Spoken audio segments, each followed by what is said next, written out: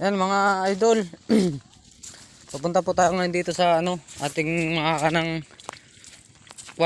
panghuli ng hipon, limang. Ayan mga idol, ayan si Mrs.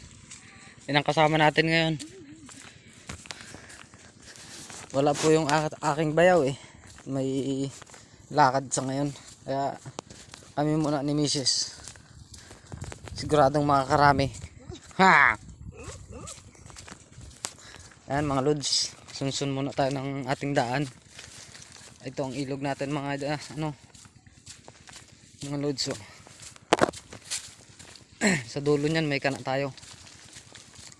Tara, samahan nyo kami. Let's go!